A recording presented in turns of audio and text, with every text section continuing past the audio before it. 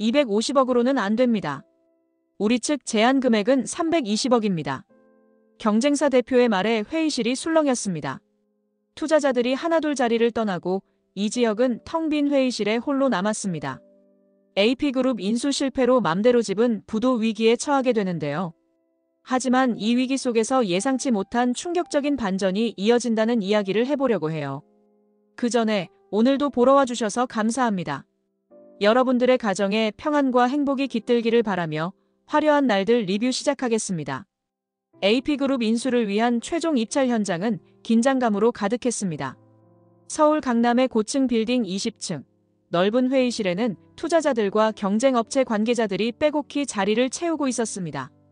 회의실 한가운데 서 있는 이지혁의 얼굴에는 자신감이 넘쳤습니다.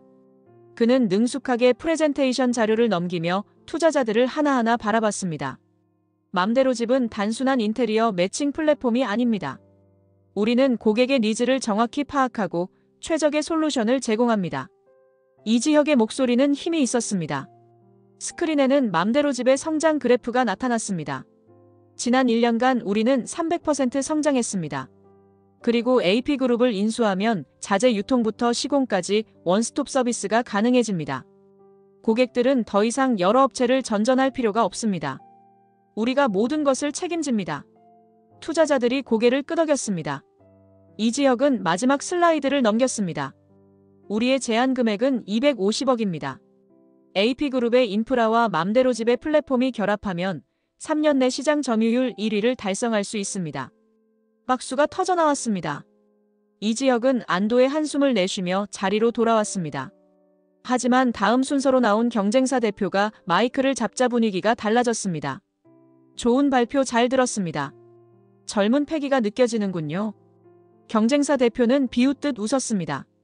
하지만 우리는 말이 아닌 숫자로 말하겠습니다. 우리 측 제안 금액은 320억입니다. 회의실이 술렁였습니다. 이지혁의 얼굴이 굳었습니다. 320억은 예상을 훨씬 뛰어넘는 금액이었습니다. 투자자들의 표정이 순식간에 변했습니다. 한 투자자가 자리에서 일어났습니다. 죄송하지만 우리는 이만 실례하겠습니다. 승산이 없어 보이는군요. 잠깐만요. 이지혁이 급히 일어섰습니다. 아직 제 말이 끝나지 않았습니다. 금액만으로는 설명할 수 없는 가치가 있습니다. 우리의 비전과 성장 가능성을. 하지만 다른 투자자들도 하나둘 자리를 떴습니다. 아무도 이지혁의 말을 듣지 않았습니다. 회의실 문이 하나씩 닫혔습니다. 이지혁은 텅 빈 회의실에 홀로 남았습니다. 그는 천천히 고개를 떨구었습니다. 손에 쥔 발표 자료가 바닥으로 떨어졌습니다. 밤 11시가 넘어서야 이지혁은 맘대로집 사무실로 돌아왔습니다. 불 꺼진 사무실에 불을 켜자 책상 위에 쌓인 서류들이 눈에 들어왔습니다. 그는 무거운 발걸음으로 자신의 책상으로 향했습니다. 휴대폰을 꺼냈습니다. 화면에는 읽지 않은 메시지가 47개나 쌓여 있었습니다. 대표님, 자재비 입금 언제 됩니까? 저희도 직원들 월급 줘야 합니다. 연락 좀 주세요. 이번 주 안에 입금 안 되면 공사 중단하겠습니다. 대표님, 답장 부탁드립니다. 이지혁은 휴대폰을 책상에 내던졌습니다. 휴대폰이 책상 모서리에 부딪히며 화면이 금이 갔습니다. 그는 의자에 주저앉아 머리를 감싸 쥐었습니다. AP그룹 인수를 위해 맘대로집의 운영자금까지 투입했던 것이 치명적인 실수였습니다. 투자자들은 떠났고 협력업체들은 독촉하고 있었습니다. 모든 것을 잃을 수도 있다는 공포가 밀려왔습니다. 미쳤구나. 내가 정말 미쳤어. 이지혁의 중얼거림이 텅 빈 사무실에 메아리 쳤습니다. 그의 손은 떨리고 있었습니다. 창밖으로 서울의 야경이 화려하게 빛나고 있었지만 그에게는 아무 의미가 없었습니다. 모든 것이 무너지고 있었습니다. 그는 책상에 엎드렸습니다. 어깨가 작게 떨렸습니다. 다음 날 아침, 이지환은 출근 준비를 하는 아버지에게 조심스럽게 다가갔습니다. 손에는 휴대폰을 들고 있었습니다. 아버지, 이거 좀 보세요. 이상철은 넥타이를 매다 말고 휴대폰 화면을 들여다봤습니다. 경제뉴스 앱에 큼지막한 헤드라인이 떠 있었습니다. 신생 스타트업 맘대로집, 무리한 인수전으로 부도 위기. 기사 아래에는 이지혁의 사진까지 실려 있었습니다. 이상철의 얼굴이 하얗게 질렸습니다. 손에서 휴대폰이 떨어져 바닥에 떨어졌습니다. 액정이 깨지는 소리가 울렸습니다. 이게 무슨 소리야? 부엌에서 아침을 준비하던 김다정이 소리를 듣고 급히 달려왔습니다. 바닥에 떨어진 휴대폰을 집어들고 기사를 읽은 김다정의 손이 부들부들 떨렸습니다. 조옥래도 방에서 나와 무슨 일이냐고 물었습니다. 여보, 지혁이 지금 어디 있어요? 연락해봤어요? 김다정의 목소리는 떨렸습니다. 전화를 받지 않아. 이상철은 재킷을 집어들며 현관으로 향했습니다. 김다정이 남편의 팔을 붙잡았습니다. 여보, 진정해요. 먼저 정확한 상황을 파악해야죠. 기사가 과장된 걸 수도 있잖아요. 진정하라고. 우리 아들이 지금 죽을 지경인데 당장 가서 확인해야 해. 이상철은 김다정의 손을 뿌리치고 집을 나섰습니다. 문이 쾅 닫히는 소리가 울렸습니다. 이지환이 한숨을 내쉬며 어머니 곁으로 갔습니다. 엄마, 걱정하지 마세요. 형은 절대 도움 안 받으려고 할 거예요. 아시잖아요, 형 성격. 그게 더 걱정이야. 혼자 다 떠안으려고 하니까. 김다정의 눈에 눈물이 고였습니다. 이수빈도 방에서 나와 무슨 일이냐고 물었습니다. 조옥래가 상황을 설명했습니다. 가족들의 얼굴에 걱정이 가득했습니다.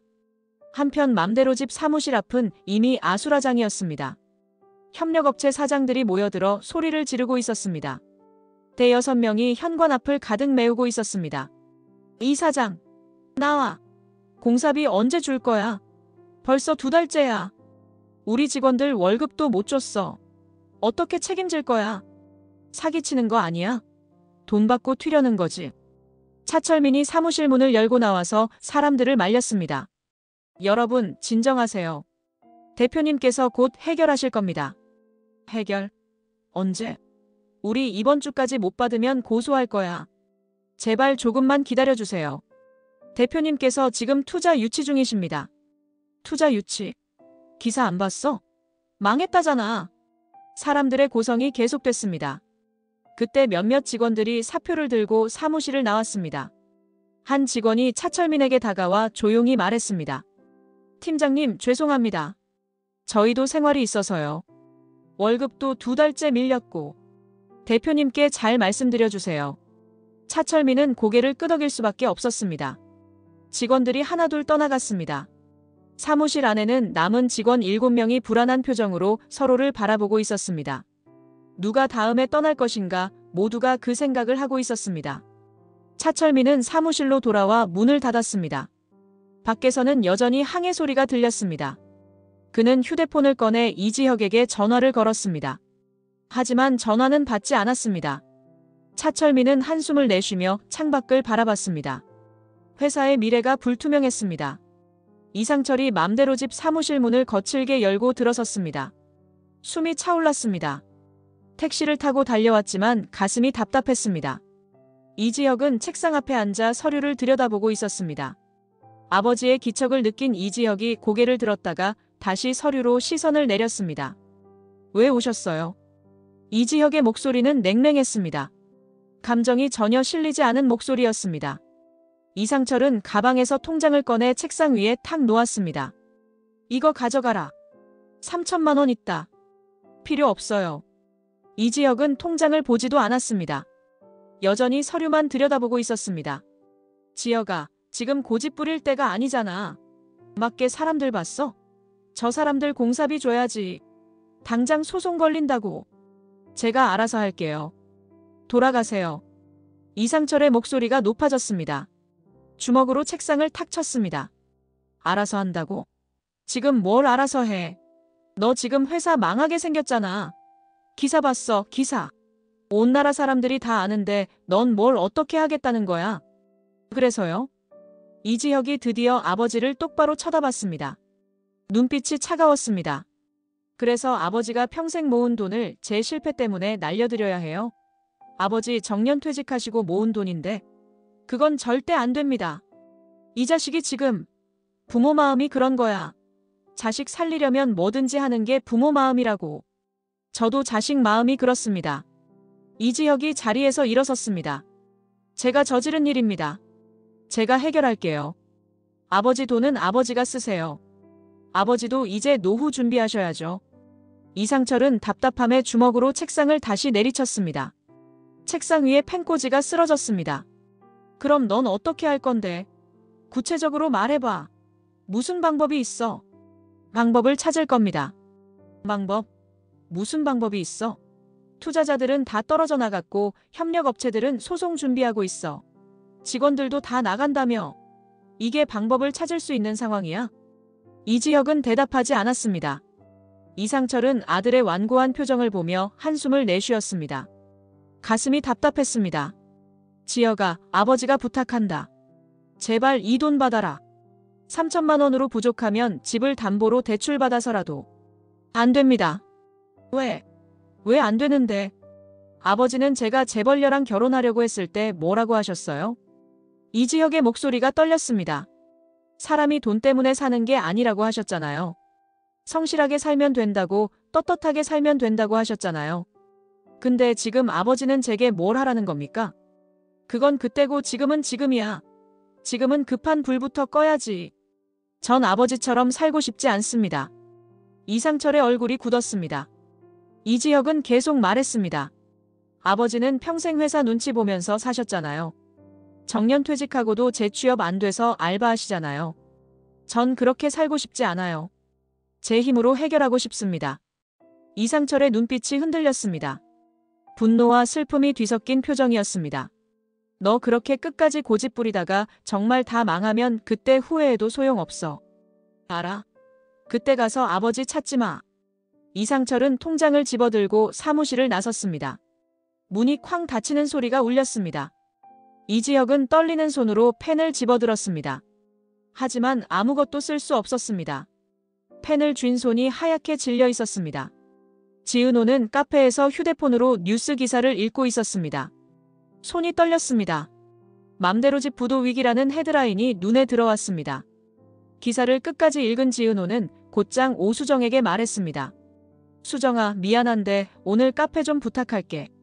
급한 일이 생겼어. 은호야, 무슨 일이야? 나중에 얘기할게. 미안해. 지은호는 가방을 집어들고 카페를 뛰쳐나갔습니다. 곧장 맘대로 집 사무실로 달려갔습니다. 하지만 사무실에는 이지혁이 없었습니다. 차철민만이 정리 작업을 하고 있었습니다. 팀장님, 대표님은 어디 가셨어요? 실장님, 새벽부터 나가셨는데. 연락도 안 받으세요. 전화도 꺼져 있고요. 지은호는 불안한 마음으로 사무실을 나섰습니다. 이지혁을 찾아야 했습니다. 하지만 먼저 해야 할 일이 있었습니다. 지은호는 은행으로 향했습니다. 창고 직원에게 통장을 건넸습니다. 전액 출금이요. 창고 직원이 통장을 확인하고 놀란 표정으로 물었습니다. 8천만 원 전액 출금하시는 거 맞으세요? 네, 급하게 필요해서요. 현금으로 드릴까요? 아니면 계좌 이체로? 계좌 이체요. 지은호는 떨리는 손으로 서류를 작성했습니다. 평생 모은 돈이었습니다. 카페를 열 때 쓰려고 미래를 위해 저축한 돈이었습니다. 하지만 지금은 그게 중요하지 않았습니다. 돈을 이체한 지은호는 곧장 어머니 식당으로 갔습니다. 정순이는 점심 준비로 바쁜 시간이었습니다. 딸의 다급한 표정을 보고 놀랐습니다. 은호야, 무슨 일이야? 카페는? 엄마, 죄송한데. 돈 좀 빌려주실 수 있어요? 꼭 필요해요. 정순이는 잠시 망설였습니다. 딸의 표정이 심상치 않았습니다. 얼마나 필요한데? 5천만 원이요. 정순이는 깜짝 놀랐습니다. 하지만 더 이상 묻지 않았습니다. 딸을 믿었습니다. 알았어. 엄마가 가게 담보로 대출 받을게. 조금만 기다려. 엄마, 정말 고마워요. 지은호는 어머니를 꼭 안았습니다. 정순이도 딸을 안아주었습니다. 한편 김다정도 은행에 앉아 있었습니다. 창고 직원이 서류를 내밀었습니다. 퇴직금 전액과 적금 3개 모두 해지하시는 거 맞으시죠? 총 5,200만 원입니다. 네, 맞아요. 김다정의 목소리는 떨렸습니다. 평생 모은 돈이었습니다. 교사로 일하며 조금씩 모은 돈, 아이들 학자금으로 쓰려고 아껴온 돈이었습니다. 하지만 아들을 위해서라면 아깝지 않았습니다. 어디로 이체해드릴까요? 김다정은 휴대폰을 꺼냈습니다. 이지혁의 계좌번호를 입력했지만 손가락이 멈췄습니다. 보내면 받지 않을 거야. 지혁이 성격상 절대 받지 않을 거야. 김다정은 창고 직원에게 물었습니다. 익명으로 송금할 수 있나요? 네, 가능합니다. 받는 분이 누가 보냈는지 알 수 없습니다. 괜찮아요. 익명으로 해주세요. 김다정은 이지혁의 계좌번호를 적었습니다. 돈이 이체되는 것을 확인하고 은행을 나섰습니다. 눈물이 흘렀습니다. 길거리에서 눈물을 훔쳤습니다. 지은호도 마찬가지로 익명 송금을 준비했습니다. 은행 창구에서 이지혁의 계좌번호를 입력했습니다. 8천만 원과 어머니에게 빌린 5천만 원, 총 1억 3천만 원을 송금했습니다. 익명으로. 두 여자는 서로 다른 장소에서 같은 생각을 하고 있었습니다. 부디 이 돈이 도움이 되길. 박성재는 이지혁을 찾아 서울 곳곳을 헤맸습니다. 사무실에도 없었고 집에도 없었습니다. 휴대폰도 받지 않았습니다. 오후 내내 차를 몰고 다니며 이지혁이 갈 만한 곳을 모두 찾아다녔습니다. 고등학교 시절 자주 가던 포장마차, 대학교 캠퍼스, 처음 사무실을 차렸던 건물까지. 저녁 무렵 박성재는 한강변으로 차를 몰았습니다. 그리고 벤치에 앉아있는 이지혁을 발견했습니다. 이지혁은 멍한 표정으로 강물을 바라보고 있었습니다. 코트깃을 세우고 있었지만 추운 것 같았습니다. 박성재는 차에서 내려 천천히 다가갔습니다. 여기 있었구나. 박성재가 옆에 앉았습니다. 이지혁은 고개를 돌리지 않았습니다. 계속 강물만 바라봤습니다. 혼자 있고 싶어. 혼자 있을 시간 없어. 지금 네 회사 난리 났어. 협력업체 사람들이 사무실 앞에서 농성하고 있다던데. 알아. 이지혁의 목소리는 지쳐 있었습니다. 박성재는 서류 봉투를 꺼냈습니다. 투자 계약서야. 100억 추가 투자한다. 여기 서명만 해. 이지혁은 고개를 저었습니다. 안 받아. 야, 이지혁. 박성재의 목소리가 높아졌습니다. 지금 고집 부릴 때가 아니잖아.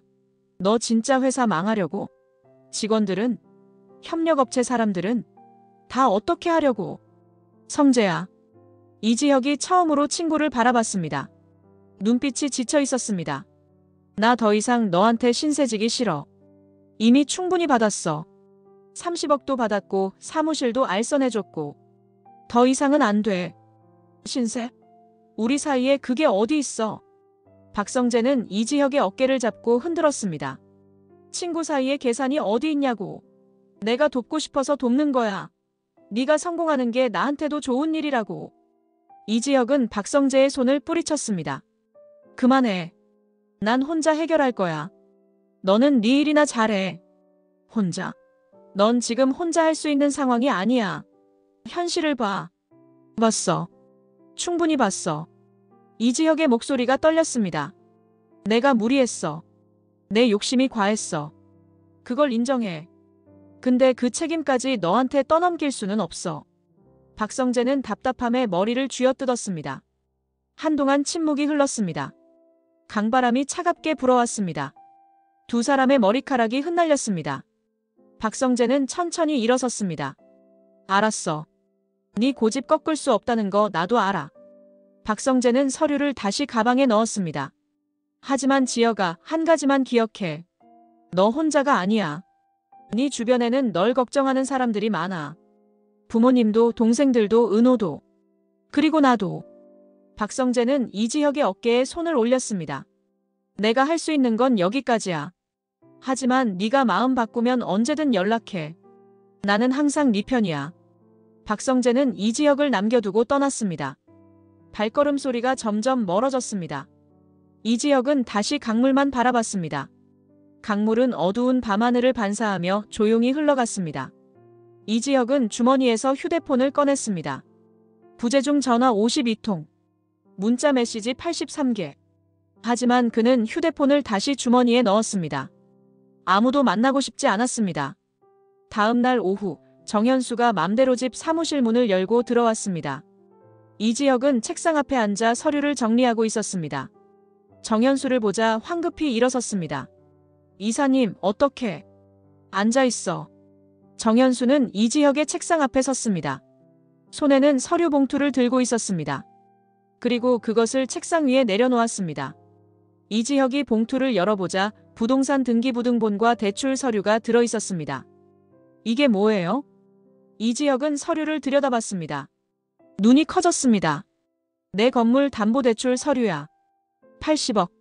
이사님. 이지혁은 깜짝 놀라 자리에서 벌떡 일어났습니다. 이건 절대 안 됩니다. 이사님 건물인데. 이사님 평생 모은 재산인데 어떡해. 이미 받아왔어. 어제 은행 갔다 왔어. 계좌로 오늘 중으로 들어갈 거야. 안 됩니다. 제가 어떻게 이사님 건물을 담보로. 절대 받을 수 없습니다. 정현수는 이지혁의 어깨를 눌러 앉혔습니다. 그리고 자신도 의자에 앉았습니다. 지혁아, 나 자식 없잖아. 평생 혼자 살았어. 정현수의 목소리는 차분했습니다. 내가 언제 결혼하겠냐고 물으면 나는 이미 결혼했다고 대답했어. 일과 결혼했다고. 그렇게 살다 보니 이제 나이가 이렇게 됐어. 이사님. 근데 말이야, 너희들 보면서 느꼈어. 아, 자식이 있으면 이런 기분일까 하고. 은호도 그렇고 너도 그렇고 너희들이 커가는 걸 보는 게 내 낙이야. 정현수의 눈에 눈물이 맺혔습니다. 유산 받아서 혼자 뭐하게. 관 속에 들고 갈 것도 아니고. 이거 받고 회사 살려. 그게 나한테 해줄 수 있는 가장 큰 효도야. 이지혁은 처음으로 눈물을 보였습니다. 눈물이 뺨을 타고 흘러내렸습니다. 이사님 정말 감사합니다. 꼭 갚을게요. 이자까지 전부 다 갚을게요. 갚을 생각 말고 회사 잘 키워. 그게 갚는 거야. 정현수는 이지혁의 등을 토닥였습니다. 그때 사무실 문이 열렸습니다. 차철민이 들어왔습니다. 대표님, 남은 직원들 회의실에 모였습니다. 중요한 얘기하신다고 하셔서요. 정현수가 이지혁을 일으켜 세웠습니다. 가봐. 직원들이 기다려. 저 사람들한테 희망을 줘야지. 이지혁은 눈물을 닦고 고개를 끄덕였습니다. 정현수가 이지혁의 어깨를 툭 쳤습니다. 힘내. 젊은 놈이 벌써 포기하면 어떡해. 회의실로 향하는 이지혁의 발걸음에 다시 힘이 실렸습니다. 차철민이 문을 열었습니다. 남아있는 직원 7명이 이지혁을 기다리고 있었습니다. 불안한 표정들이었습니다. 이지혁은 그들을 한 명 한 명 바라봤습니다. 남아줘서 고맙습니다. 이지혁이 먼저 고개를 숙였습니다. 제 욕심 때문에 여러분을 힘들게 했습니다. 월급도 밀리고 회사 미래도 불투명하고. 그런데도 남아주셔서 정말 고맙습니다. 직원들은 조용히 이지혁을 바라봤습니다. 오늘 80억 투자가 확정됐습니다. 정현수 이사님께서 도와주셨습니다. 밀린 월급은 이번 주 안으로 지급하겠습니다. 그리고 협력업체 공사비도 순차적으로 지급하겠습니다. 직원들의 얼굴이 밝아졌습니다. 저와 함께 다시 시작해 주시겠습니까? 맘대로 집을 다시 일으켜 세워주시겠습니까? 차철민이 먼저 손을 들었습니다. 저는 처음부터 대표님을 믿었습니다. 함께 하겠습니다. 다른 직원들도 하나둘 고개를 끄덕였습니다. 박수가 터져나왔습니다. 이지혁은 다시 한번 고개를 숙였습니다. 고성희가 지은호에게 전화를 걸었습니다. 지은호는 공사 현장에서 작업 지시를 하고 있었습니다. 휴대폰이 울렸습니다. 화면에 고성희 이사장님이라는 이름이 떴습니다. 여보세요, 이사장님. 지은호 씨, 지금 시간 있어요? 급하게 만나야 할 것 같아서요. 고성희의 목소리는 평소와 달랐습니다. 무언가 다급한 느낌이었습니다. 지금이요? 무슨 일이신데? 중요한 제안이 있어요. 1시간 후에 카페 로댕에서 만나요. 꼭 와주세요. 전화가 끊겼습니다. 지은호는 불안한 예감이 들었지만 현장을 정리하고 카페로 향했습니다. 작업복을 벗고 깨끗한 옷으로 갈아입었습니다. 카페 로댕은 강남의 조용한 골목에 있는 고급 카페였습니다. 이미 고성희가 창가 자리에 앉아 있었습니다. 지은호가 자리에 앉자 고성희가 차를 밀어주었습니다. 갑자기 불러서 미안해요. 바쁘시죠? 아니에요, 괜찮아요. 무슨 일이세요? 고성희는 잠시 망설이다가 입을 열었습니다. 맘대로 집이 어려운 상황이라고 들었어요. 지은호의 표정이 굳었습니다. 그건 어떻게 아셨어요? 뉴스에 났더라고요. 부도 위기라는 기사 봤어요. 고성희는 가방에서 서류를 꺼냈습니다. 두툼한 파일이었습니다. 그래서 제안이 있어요. 슈홀즈 전국 매장 150개 인테리어 프로젝트예요. 지은호 씨에게 맡기고 싶어요. 지은호는 눈이 커졌습니다. 서류를 받아들었습니다. 계약 금액이 적혀 있었습니다. 150억. 이게 무슨... 저희 회사가 지금 상황이 안 좋은 건 이사장님도 아시잖아요. 그런데 이렇게 큰 프로젝트를 왜 저희한테... 지은호 씨 실력을 인정해서 하는 제안이에요. 고성희의 목소리는 침착했습니다. 하지만 그 눈빛에는 묘한 긴장감이 있었습니다. 지은호 씨가 해온 작업들 다 봤어요. 꼼꼼하고 센스 있고 무엇보다 고객 입장에서 생각하더라고요. 그런 디자이너가 필요해요. 감사합니다. 하지만 지은호는 여전히 의아했습니다. 너무 좋은 제안이었습니다. 너무 타이밍이 좋았습니다. 하지만 조건이 있어요. 고성희의 표정이 진지해졌습니다. 조건이요? 지은호 씨가 제 부탁을 하나 들어주시면 이 계약을 진행하겠어요. 지은호는 불안함이 커졌습니다. 심장이 빠르게 뛰었습니다. 무슨 부탁인데요? 고성희는 찻잔을 내려놓으며 미소 지었습니다. 하지만 그 미소는 어딘가 슬퍼 보였습니다. 눈가에 주름이 깊게 패여 있었습니다. 그건 다음에 자세히 말씀드릴게요. 제가 아직 정리가 안 됐어요. 일단 계약서는 검토해보세요. 변호사랑 상담도 하시고요. 이사장님, 제가 알아야 결정하죠. 무슨 부탁인지 말씀해주세요. 다음에 꼭 말씀드릴게요. 약속할게요. 고성희는 자리에서 일어났습니다. 지은호는 테이블 위에 놓인 계약서를 내려다봤습니다. 150억 규모의 프로젝트. 맘대로 집을 살릴 수 있는 금액이었습니다. 하지만 조건이 있다는 말이 마음에 걸렸습니다. 어떤 부탁일까? 지은호는 불안한 마음으로 계약서를 가방에 넣었습니다. 일주일 후 고성희는 지은호를 한적한 레스토랑으로 불렀습니다. 프라이빗한 룸이었습니다. 조명은 은은했고 클래식 음악이 낮게 흐르고 있었습니다. 지은호가 자리에 앉자 고성희는 떨리는 손으로 물잔을 집어들었습니다. 오늘 제가 할 이야기는 아주 오래된 이야기예요. 듣기 힘든 이야기일 수도 있어요. 고성희의 목소리가 떨렸습니다. 지은호는 긴장한 표정으로 고성희를 바라봤습니다. 97년 11월 2일 부산국제시장에서 큰 화재가 있었어요. 기억하세요? 지은호의 얼굴이 굳었습니다. 그날이 제가 보육원에 맡겨진 날이에요. 고성희는 눈을 감았습니다. 깊게 숨을 들이쉬었습니다. 저는 그날 쌍둥이 딸을 낳았어요. 예쁜 딸 둘을요. 근데 시장 화재가 났고 사람들이 우르르 몰려들었어요. 저는 한 명을 업고 한 명을 손에 들고 있었는데 군중에 떠밀려서 고성희의 목소리가 떨렸습니다. 손을 놓쳤어요. 그 순간 한 아이가 제 손에서 떨어져 나갔어요. 찾으려고 했는데 사람들이 너무 많아서 결국 못 찾았어요. 지은호의 얼굴이 점점 굳어졌습니다. 이사장님, 그게 무슨... 고성희는 가방에서 서류를 꺼냈습니다. 유전자 검사 결과지였습니다. 손이 떨렸습니다. 지은호 씨, 당신이 제 딸이에요. 그날 잃어버린 제 딸이에요. 서류가 테이블 위로 미끄러졌습니다. 지은호는 그 서류를 집어들었습니다. 손이 떨렸습니다. 고성희와 지은호, 모녀관계 99.9% 일치. 이게 무슨...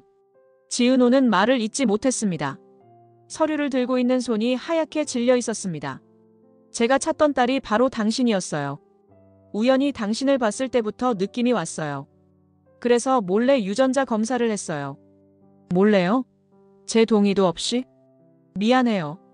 하지만 확신이 필요했어요. 고성희의 눈에서 눈물이 흘러내렸습니다. 우진이 알죠? 제 아들. 아니, 당신 오빠예요. 쌍둥이 오빠. 우진이가요? 지은호는 머릿속이 복잡했습니다. 한우진. 고등학교 때 친한 친구였던 한우진. 그가 오빠라고? 우진이가 간 질환이 있어요. 비형간경화로 말기예요. 이식이 필요한데. 유일한 적합자가 당신이에요. 고성희는 또 다른 서류를 꺼냈습니다. 의료 진단서였습니다. 의사가 그러더라고요. 쌍둥이가 가장 적합하다고. 저도 해봤지만 안 맞았어요. 당신만이 우진이를 살릴 수 있어요. 지은호는 충격에 말을 잇지 못했습니다. 고성희는 지은호의 손을 잡았습니다. 제발, 우진이를 살려주세요. 오빠를 살려주세요. 제가 뭐든 다 해줄게요. 돈도 드릴게요. 슈올즈 프로젝트도 드릴게요. 제발. 지은호는 고성희의 손을 뿌리쳤습니다.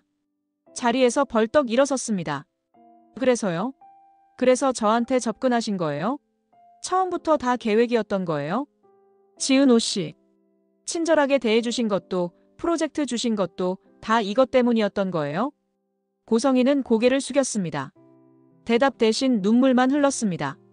지은호는 가방을 집어들고 레스토랑을 뛰쳐나갔습니다. 고성희는 홀로 남아 테이블에 엎드려 울었습니다. 지은호는 비틀거리며 집으로 돌아왔습니다. 택시에서 내려 집 앞에 섰지만 다리에 힘이 없었습니다. 현관문을 열고 들어서자마자 정순이가 놀라서 달려왔습니다. 은호야, 얼굴이 왜 그래? 어디 아파? 지은호는 어머니를 붙잡고 울음을 터뜨렸습니다. 주르르 눈물이 흘러내렸습니다. 정순이는 딸을 안으며 등을 쓰다듬었습니다. 무슨 일이야? 엄마한테 말해봐. 응, 엄마. 고성의 이사장이. 그 사람이.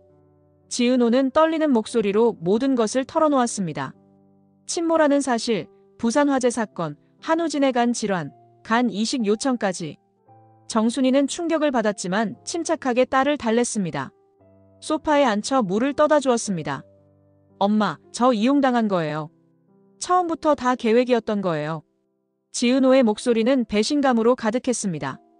슈올즈 프로젝트도 저한테 잘해준 것도 다 거짓말이었어요. 저를 찾은 것도 오빠 살리려고. 제 간이 필요해서. 은호야. 정순이는 딸의 머리를 쓰다듬었습니다. 엄마는 어떻게 생각하세요? 제가 그 사람 말을 들어줘야 해요? 제 간을 줘야 해요? 정순이는 한참을 생각하다가 입을 열었습니다. 엄마가 뭐라고 말할 자격은 없어. 그건 네가 결정할 일이야. 네 몸이니까. 하지만 엄마는 어떻게 생각하세요? 은호야, 그 사람을 용서해줘. 정순이의 목소리는 부드러웠습니다. 그리고 오빠를 살려줘. 그게 나중에 후회하지 않는 길이야. 지은호는 고개를 들어 어머니를 바라봤습니다. 하지만 진짜 가족은 혈연이 아니야. 함께한 시간이지. 엄마한테 너는 내가 낳은 딸이나 마찬가지야. 그건 변하지 않아. 정순이는 지은호를 꼭 안아주었습니다. 네가 어떤 선택을 하든 엄마는 네 편이야. 하지만 엄마 생각은 그래. 나중에 후회하지 않으려면 살려주는 게 맞는 것 같아. 무서워요, 엄마. 뭐가 무서워? 수술도 무섭고, 그 사람이 진짜 제 엄마라는 것도 무섭고, 제가 버려진 게 아니라 잃어버려진 거라는 것도 다 무서워요. 정순이는 딸을 더 꽉 안아주었습니다. 괜찮아. 엄마가 여기 있어. 네가 어떤 선택을 하든 엄마는 여기 있을 거야. 지은호는 어머니 품에서 다시 울음을 터뜨렸습니다. 정순이도 눈물을 흘렸습니다. 모녀는 한참을 그렇게 안고 있었습니다. 시계 초침 소리만 거실에 울렸습니다. 그날 밤 지은호는 잠을 이루지 못했습니다. 천장만 바라보며 생각에 잠겼습니다. 한우진의 얼굴이 떠올랐습니다. 고등학교 때 친한 친구였던 우진이. 같이 도서관에서 공부하고 같이 밥 먹고 같이 웃던 우진이. 그런 우진이가 오빠였다니. 쌍둥이 오빠였다니. 지은호는 휴대폰을 켰습니다. 한우진의 연락처를 찾았습니다. 하지만 전화를 걸지는 못했습니다. 뭐라고 말해야 할지 몰랐습니다. 지은호는 맘대로 집 사무실을 찾았습니다. 밤 10시가 넘은 시각이었습니다. 사무실 불이 켜져 있었습니다. 문을 열자 이지혁이 서류를 보고 있었습니다. 책상 위에는 커피잔이 여러 개 놓여 있었습니다. 은호야? 이지혁은 반갑게 일어섰습니다. 하지만 지은호의 표정을 보고 멈칫했습니다. 무슨 일이야? 얼굴이 안 좋은데. 어디 아파? 선배, 앉아요. 할 얘기가 있어요. 두 사람은 소파에 마주 앉았습니다. 지은호는 천천히 입을 열었습니다. 저 고성의 이사장님 제안 받아들이기로 했어요. 무슨 제안? 지은호는 천천히 모든 것을 털어놓았습니다. 침몰하는 사실, 부산 화재 사건, 한우진에 간 질환, 간 이식 요청까지. 이지혁의 얼굴이 점점 굳어졌습니다. 주먹을 꽉 쥐었습니다. 미쳤어? 절대 안 돼. 이지혁이 소리쳤습니다. 목소리가 사무실에 울렸습니다. 선배, 목소리 낮춰요. 밤늦었잖아요. 은호야, 이건 네 건강 문제야. 간 이식이 얼마나 위험한 수술인지 알아? 자칫 잘못하면. 알아요. 의사 선생님한테 다 들었어요. 그런데 왜 그래야 해? 이지혁은 지은호의 손을 잡았습니다. 그 사람이 제 친엄마니까요. 그리고 한우진은 제 오빠고요. 친엄마라고 해서 네가 희생할 필요는 없어. 어린 사람이잖아. 필요할 때만 나타나서 이용하는 거잖아.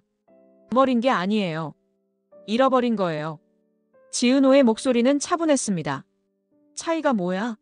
결과는 똑같잖아. 선배, 저 때문에 회사가 위기에서 벗어날 수 있어요. 슈홀즈 프로젝트는 150억짜리예요. 그 돈이면 회사 살릴 수 있잖아요. 그게 중요해. 이지혁의 목소리가 떨렸습니다. 돈 때문에 네가 위험한 수술을 받겠다고? 나 때문에? 회사 때문에?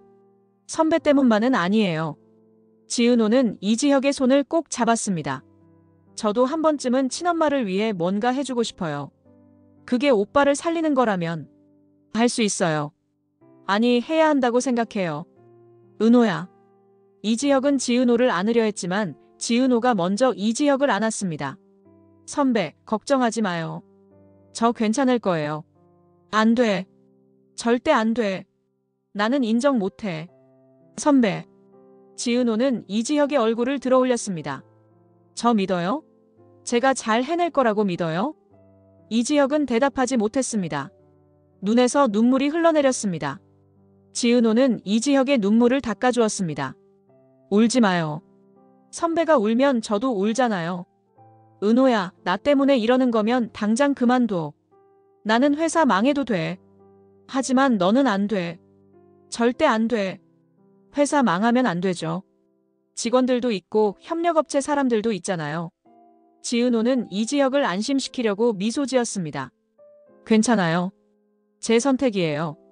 선배가 지켜봐줘요. 제가 잘 해낼 테니까. 이지혁은 지은호를 꼭 안아주었습니다. 더 이상 말릴 수 없다는 것을 알았습니다. 두 사람은 한참을 그렇게 안고 있었습니다. 병원 복도는 소독약 냄새로 가득했습니다.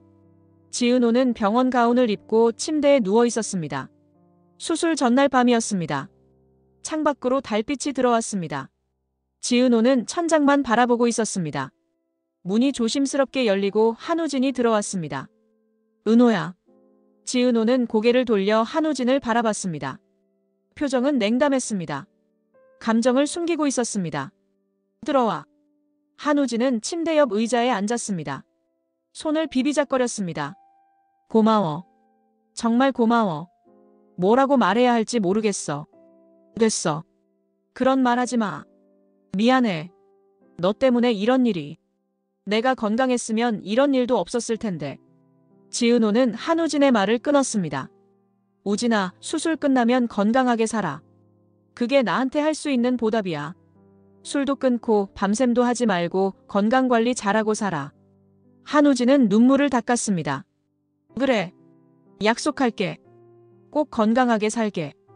근데 우진아, 우리 진짜 쌍둥이였어? 응. 나도 어제 엄마한테 들었어. 충격이었어. 우리 닮았어? 한우진은 지은호를 찬찬히 바라봤습니다. 눈이 닮았어. 웃을 때 눈 모양이 나랑 똑같아. 두 사람은 잠시 침묵했습니다. 한우진이 먼저 입을 열었습니다. 은호야, 나중에 수술 끝나고 회복하면 우리 가족처럼 지낼 수 있을까? 지은호는 잠시 생각하다가 대답했습니다. 천천히 생각해 볼게. 지금은 잘 모르겠어. 한우진은 고개를 끄덕였습니다. 더 이상 무리한 부탁을 하지 않았습니다. 다음 날 아침 수술실 앞에 고성희와 한우진이 서 있었습니다. 박진석도 와 있었습니다. 지은호가 침대에 실려 나왔습니다. 마취 전 진정제를 맞아서 약간 몽롱한 상태였습니다. 고성희가 다가가려 했지만 지은호는 눈을 감아버렸습니다. 고성희는 그 자리에 멈춰 섰습니다. 잘 부탁드립니다.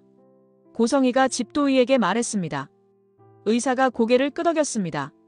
최선을 다하겠습니다. 두 분 모두 건강하신 편이라 큰 문제는 없을 겁니다. 수술실 문이 닫혔습니다. 복도에는 고성희와 한우진, 박진석만 남았습니다. 고성희는 의자에 앉았습니다. 한우진은 복도를 오가며 불안해했습니다. 박진석은 창밖을 바라보고 있었습니다. 시간이 천천히 흘러갔습니다. 1시간이 지났습니다. 2시간이 지났습니다. 3시간이 지났습니다. 고성이는 한 번도 자리를 뜨지 않았습니다. 물도 마시지 않았습니다. 그저 수술실 문만 바라봤습니다. 4시간이 지났습니다. 5시간이 지났습니다. 마침내 수술실 문이 열렸습니다. 집도의가 나왔습니다. 마스크를 벗으며 말했습니다. 수술 잘 끝났습니다. 2분 모두 안정적입니다. 회복실로 옮겼으니 조금 있다 면회 가능합니다. 고성이는 그 자리에 주저앉아 눈물을 흘렸습니다. 한우진이 어머니를 부축했습니다. 엄마, 괜찮아요? 일어나세요. 고성이는 고개를 끄덕였습니다. 하지만 눈물은 멈추지 않았습니다. 박진석도 안도의 한숨을 내쉬었습니다. 박진석은 고성희의 서재를 정리하고 있었습니다. 고성희가 병원에 있는 동안 집안일을 정리하기로 했습니다. 책장을 정리하던 중 책 사이에서 서류 봉투가 떨어졌습니다. 박진석은 그것을 주워들었습니다. 봉투가 두툼했습니다. 안을 열어보니 여러 서류가 들어있었습니다. 첫 번째 서류. 유전자 검사 결과지였습니다. 고성희, 지은호, 모자 관계 99.9%. 박진석의 눈이 커졌습니다. 두 번째 서류. 고성희, 한우진, 모자 관계 99.9%. 박진석의 손이 떨렸습니다. 세 번째 서류. 간 이식 동의서. 기증자 지은호, 수혜자 한우진. 박진석은 서류를 들고 거실로 나왔습니다. 고성희는 병원에서 돌아와 소파에 앉아 차를 마시고 있었습니다. 피곤한 표정이었습니다. 박진석이 서류를 던지듯 테이블에 놓았습니다. 탁 소리가 울렸습니다. 이게 뭐야? 박진석의 목소리는 차가웠습니다. 고성희의 얼굴이 하얗게 질렸습니다. 손에 들고 있던 찻잔이 덜컥거렸습니다. 여보, 그건... 설명해봐. 지은호가 당신 딸이라는 게 무슨 소리야? 우진이도 당신 아들이라고? 이게 다 무슨 소리야? 고성희는 찻잔을 내려놓았습니다. 손이 떨렸습니다. 그리고 떨리는 목소리로 모든 것을 고백했습니다. 97년에 쌍둥이를 낳았어요. 전 남편 사이에서요. 부산시장 화재 때 한 명을 잃어버렸어요. 그게 지은호예요. 그래서 그 아이를 이용한 거야? 우진이 간 이식 때문에? 박진석의 목소리는 점점 높아졌습니다. 이용한 게 아니에요. 제 딸이에요. 제가 낳은 딸이에요. 딸이라면 처음부터 진실을 말했어야지. 간 이식이 필요할 때만 나타나서 이용한 거잖아. 슈홀즈 프로젝트로 꿰어내고 돈으로 회유하고. 이게 엄마가 할 짓이야? 고성희는 눈물을 흘렸습니다. 미안해요. 하지만 우진이를 살려야 했어요. 제 아들이 죽어가고 있었어요. 엄마로서 어떻게 가만히 있어요? 그럼 나한테는 말했어야지. 당신 전 남편 얘기도 쌍둥이 얘기도 다 숨기고 우진이가 전처 아들이라는 것도 숨겼잖아. 우리 결혼 자체가 거짓말 위에 세워진 거야. 박진석은 주먹으로 테이블을 쳤습니다. 이혼하자. 고성희는 얼어붙었습니다. 눈물이 주르르 흘러내렸습니다. 여보, 제발 한 번만 용서해줘요. 다시는 이런 일 없을게요. 용서? 뭘 용서해? 당신은 처음부터 거짓말로 시작했어. 우진이가 전처소생이라는 것도 숨겼고 이제는 딸까지 숨겼어. 더 이상 함께 살 수 없어. 그때 문이 열리고 박성재가 들어왔습니다. 회사에서 돌아오는 길이었습니다. 분위기를 읽은 박성재가 물었습니다. 무슨 일이에요? 아버지, 새어머니? 성재야. 박진석이 아들을 바라봤습니다. 넌 아버지 편이지? 박성재는 테이블 위에 서류를 보았습니다. 재빨리 상황을 파악했습니다. 잠시 망설이다가 고개를 끄덕였습니다. 아버지 편입니다. 고성희는 절망적인 표정으로 두 사람을 바라봤습니다. 박성재가 덧붙였습니다. 새어머니, 은호한테 사과하세요. 그리고 떠나주세요. 고성희는 소파에 주저앉았습니다. 모든 것이 무너지는 순간이었습니다. 박진석이 차갑게 말했습니다. 내일까지 짐 싸. 변호사 통해서 연락하겠어. 고성희는 고개를 떨구고 눈물만 흘렸습니다. 박진석은 서재로 들어가 문을 닫았습니다. 박성재도 자신의 방으로 올라갔습니다. 거실에는 고성희만 홀로 남았습니다. 그녀는 소파에 앉아 소리 없이 울었습니다. 일주일 후 지은호가 퇴원하는 날이었습니다. 병원 로비는 사람들로 붐볐습니다. 이지혁이 휠체어를 밀며 지은호를 데리고 나왔습니다. 간호사가 주의사항을 설명했습니다. 한 달간은 무리한 활동 피하시고요. 정기적으로 검진 받으러 오세요. 약은 꼭 챙겨 드시고요. 네, 감사합니다. 지은호가 대답했습니다. 얼굴은 창백했지만 표정은 밝았습니다. 이지혁이 지은호 앞에 무릎을 꿇었습니다. 은호야. 선배, 왜 그래요? 고생했어. 정말 고생 많았어. 이지혁의 눈에 눈물이 맺혔습니다. 지은호는 이지혁의 손을 잡았습니다. 괜찮아요. 저 괜찮아요. 오세요. 잘 살아 돌아왔잖아요. 차에 지은호를 조심스럽게 태운 이지혁은 운전석에 앉았습니다. 안전벨트를 채워주고 천천히 운전했습니다. 신호등 앞에서 차가 멈추자 이지혁이 지은호를 바라봤습니다. 은호야, 맘대로 집 살아났어. 슈홀즈 프로젝트 덕분에. 협력업체들한테 공사비도 다 줬고 직원들 월급도 밀린 거 없어. 다행이에요. 정말 다행이에요. 다 너 덕분이야. 네가 없었으면 회사 망했어. 이지혁은 지은호의 손을 잡았습니다. 나 다시 한번 말할게. 너 좋아해. 사랑해. 이번엔 진심이야. 도망가지 않을 거야. 지은호는 이지혁을 바라봤습니다. 이번에는 거절하지 않았습니다. 미소 지으며 말했습니다. 저도요, 선배. 저도 선배 좋아해요. 사랑해요.